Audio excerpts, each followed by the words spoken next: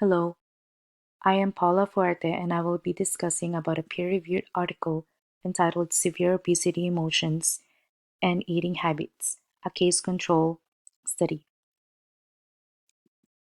Background information includes obesity has a multifaceted etiology that includes genetic, biological, and behavioral factors such as body growth, eating habits, energy expenditure, and the function of adipose tissue. Recently, there has been growing research interest in obesity. Obesity has emerged as one of the most important public health problems in the United States and other countries in the world.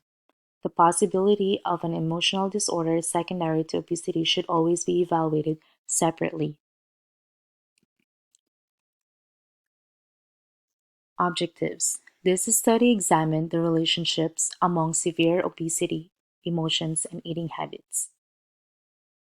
In addition, emotions and eating habits in a group of severely obese individuals were assessed as well. Population. The populations studies in this review include subjects consisted of 152 individuals living in southern Finland, a total of 510 participants, 112 subjects, and 398 controls were enrolled in this study. The type of study. Case control study was used to know more about the relationships among obesity, emotions, and eating habits in severely obese individuals. The study sample. The subjects were consisted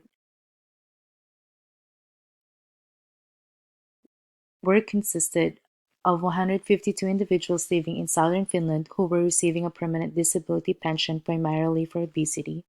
Among these individuals, 19 had been granted a temporary pension and were excluded from the sample.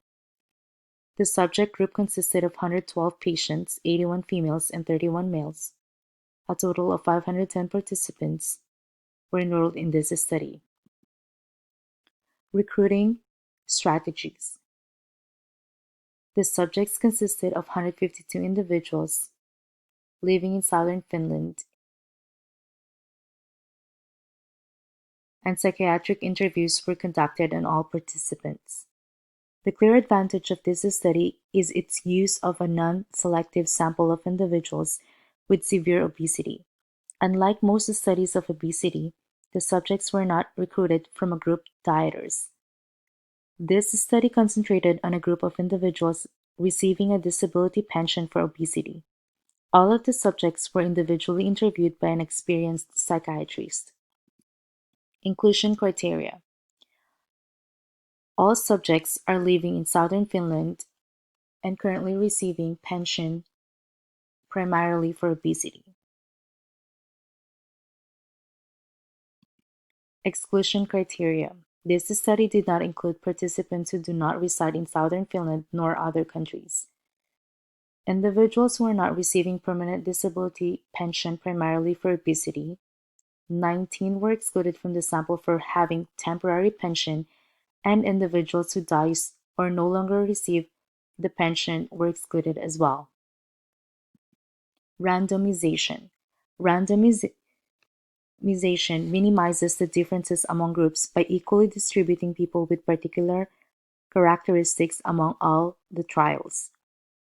A large number of the studies included in this review were in fact randomized studies that were used in order to determine the relationships among severe obesity, emotions, and eating habits. All of the subjects were individually interviewed by an experienced psychiatrist. The interview was conducted such that the interviewer did not know whether the individual was in the subject or control group. The subject and control groups were successfully matched. The occupational and social statuses were nearly identical between the two groups. Both the subjects and controls were receiving a pension for the same duration of time, which minimized influences of the subjects' living situations. The fact that the controls were selected by random sampling using data from the Social Insurance Institution of Finland adds further value to our findings. The interviews were blinded. The interviewer did not know whether the participant was in the subject or control group until all of the research material was compiled and the codes were revealed. Control group. The control subjects were randomly selected from the same area and were receiving a disability pension for a different primary illness. The controls were matched with the subjects by the place of residence, sex, age, the time since the pension was granted, and occupation. The male and the female controls were selected separately. 3 controls for each female subject and 5 for each male subject were selected from among the potential controls. For the interview, attempts were made to have at least 2 controls for each female subject and 3 for each male subject. Types of statistical analysis. The results were analyzed using the X-squared test, t-test, and conditional logistic linear regression analysis. Results. The results of this study demonstrated that the emotional state was significantly connected to eating in association with quarrels and loneliness. Minor differences between the subject and control groups in their responses to questions about foods that they liked or disliked were found. Obesity is associated with uncontrolled hunger, anger, anxiety, boredom, and fatigue.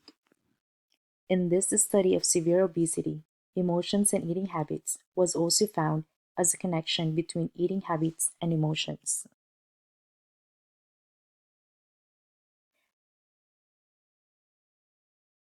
Because the subjects were matched, the means were calculated for both the subjects and controls, and then the data were analyzed using the t-test for paired variables.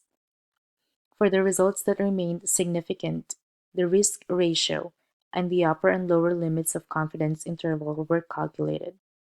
For continuous variables, the results were analyzed using the paired t-test. Among the controls, disease pertaining to the cardiovascular organs was the primary diagnosis. 20% of the controls. All of the controls have been diagnosed with a primary illness other than obesity. The results showed that 14% of the subjects and 23% of the controls reported eating following a quarrel. Among the subjects, 3% reported eating when they were angry, and this behavior was not observed among the controls. Furthermore, 15% of the subjects and 7% of the controls reported eating when feeling pleasure. The paired t-test and X-squared test showed that this difference was almost significant. Among the controls, 1% reported eating when excited. The paired t-test and X-squared test again revealed non-significant differences between the group. Moreover, 11% of the subjects and 3% of the controls reported eating when feeling lonely. This difference was almost significant according to the paired t-test and X-squared test. Finally, 18% of the subjects and 12% of the controls said that their eating was associated with some non-specific emotional state.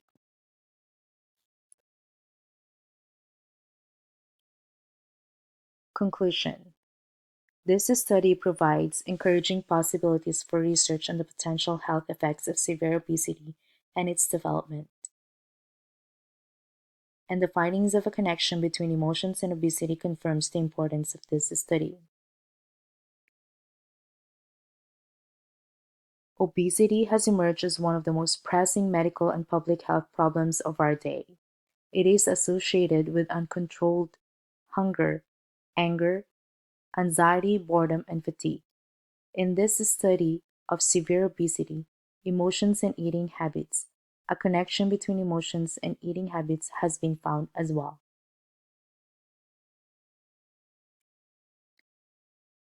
Do you agree or disagree?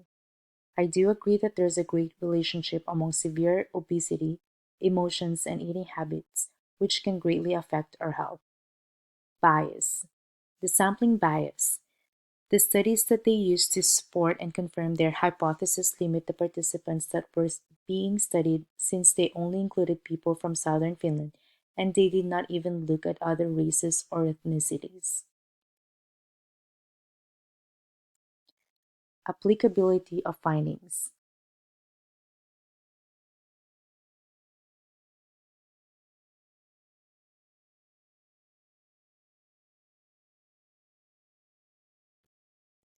Other considerations.